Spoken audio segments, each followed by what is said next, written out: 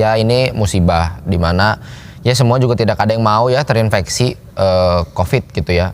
Apalagi di saat keadaan pandemi seperti ini. Kita ngawali dari virus. Virus itu tidak akan bisa hidup sendiri. Dia membutuhkan inang. Dia hanya bisa hidup di dalam sel yang hidup. Jadi Desember kemarin itu ada anak yang sakit dan sakitnya itu nggak biasa, kayak demam, batuk pilek, bahkan sampai ada yang nggak bisa nyium. Jadi waktu itu pas hari Kamis ya kalau nggak salah, kan saya beli ayam pawon tuh yang di GMC sini. Terus saya cobain tuh rasanya, kok nggak ada rasa apa-apa, kayak hambar aja gitu. Terus saya cium sambelnya, kok nggak ada rasanya. Terus saya makan tuh sambelnya.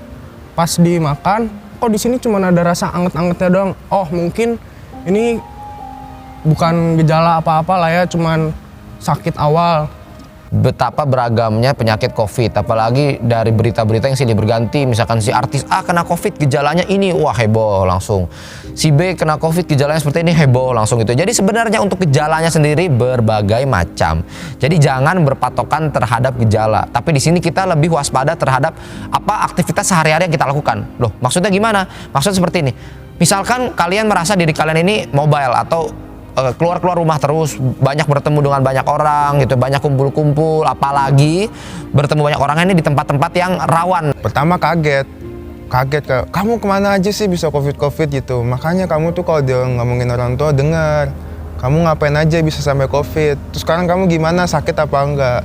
Ya gimana ya, aneh aja gitu rasanya, kayak nggak boleh keluar, mau potong rambut nggak bisa, mau ngambil uang nggak bisa. Terus ya udahlah, susah mau kemana-kemana juga. Taunya tetap kena deh COVID ini. Yang buat isolasi itu kamar 3. Sebelumnya juga ada yang kena. Ada beberapa temanku yang kena. Terus yaudah akhirnya gantian kan, satu sembuh gantian masuk.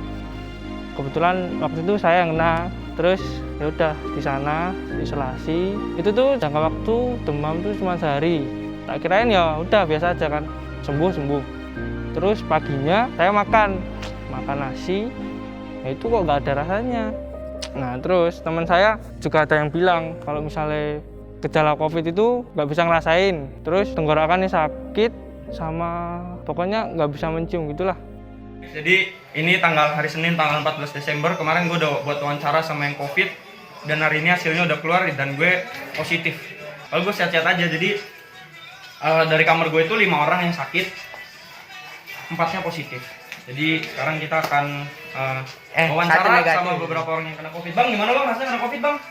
Rasanya kecewa bang. Padahal aku sehat. Jadi nggak tahu nih. Tapi nggak fokus. Tapi abang kan sakitnya di situ, CT-nya di tengah-tengah bang. Saya hitungannya baru sakit bang. Makanya aku bingung bang. Aku pusing. Udah, nggak apa bang, semangat bang. Hari pertama saya cuman merasa demam dan pusing aja. Hari kedua dan ketiga udah nggak bisa nyium bau dan ngerasain makanan. Dan ditanya ke pengurus GMC, mungkin itu cuman gejala dari pilek aja. Jadi awalnya tuh masih latihan biasa aja. Terus pas hari kalau nggak salah Rabu atau Selasa itu udah mulai ngerasa kayak nggak enak badan sama tenggorokannya sakit, batuk-batuk. Terus kan karantina bareng sama Diva, sama Margaret juga di lantai 3. Hari kedua di lantai 3 tuh udah mulai demam-demam gitu. Habis itu hari Sabtu Diva di swab tuh positif, jadi kayak ya udah pasti aku juga kena, soalnya udah kontak fisik sama dia tuh udah beberapa hari gitu. Kan malam pas si yang anak-anak cowok bareng Diva lagi pada swab, kan itu aku tuh sakit panas, tapi bukan gejala COVID, kayak sakit biasa. Terus habis itu paginya kan aku naik ke atas, soalnya aku pikir tuh kalau misalnya aku nggak ke atas, takut yang lain ketularan. Pertama saya menjelaskan dulu khusus COVID-19 ini ya, karena memang bisa orang ini tanpa gejala sama sekali. Memang menentukan masa inkubasi ini sangat sulit dan beragam. Tetapi kalau secara teori itu bisa dimulai dari 5 sampai 1 minggu ya, sampai 7 hari pada umumnya. Atau pada orang-orang tertentu juga bisa hingga 14 hari baru muncul. Atau baru orang ini di swab itu positif gitu. Ini saya nggak bisa nyium. Akhirnya itu dites. Sore itu juga dites kan. Habis dites, keluar tuh hasilnya. Berapa orang yang dites ya? 4 mungkin ya. Ada 4 orang yang dites. Nah itu hasilnya positif semua. Nah habis dites positif, diisolasi sendiri kan. Katakanlah begini, misalkan hari ini di swab anak JMC, ternyata hasilnya positif. Nah kita mau tahu nih masa inkubasinya si A atau kita ini berarti sebenarnya terpapar kapan ya kira-kira? Ya itu mungkin hanya bisa diprediksi aja dengan perkiraan kira-kira nih habis kontak sama siapa nih, habis berhubungan sama siapa nih kemarin-kemarin ini. Misalnya si A, oh si A nih habis dari Jakarta, atau misalnya si B, oh si B ini habis dari Bandung gitu. Ya paling kita hanya bisa berspekulasi atau kira-kira aja. Kemungkinan sih dari sini nih setelah kontak sama sini.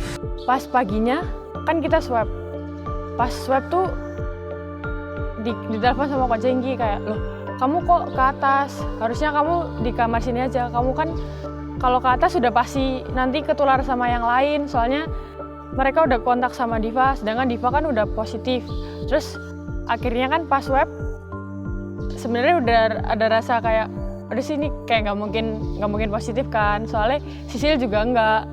Ternyata pas lihat hasilnya positif kan, kaget. Terus kayak CT-nya tuh rendah, jadi kayak otomatis aku ketularnya pas di atas tadi itu. Awalnya cuman kata dokter situ, ini mah cuman gejala biasa doang. Itu juga pasti cepet sembuh kok. Ya mau ngomong gimana ya, cuma nggak ngerasa sakit sih, cuma nggak bisa ngerasain bisa, cuma nggak bisa nyium doang. Ya orang tua juga nggak terlalu khawatir sih, soalnya kan udah gede dan udah bisa ngerawat diri, dan GMC kan juga orangnya pasti peduli sama orang-orangnya, jadi ya orang tuanya nggak terlalu khawatir sih. Waktu itu swab diadakan 2 kali. Yang swab pertama itu saya dan teman-teman terkena positif COVID. Yang swab kedua teman-teman sudah dinyatakan negatif dan saya tetap positif COVID. Maka dari itu saya diisolasi di mes. Kan pasti kalau orang positif kan kayak berdoa terus kan. Nah itu itu pas banget pengumumannya tuh pas malam Natal. Terus disebutin kalau kita udah negatif, terus kayak bersyukur banget sih, soalnya CT aku kan paling rendah. Kita kan nungguin ya selama berapa hari ya.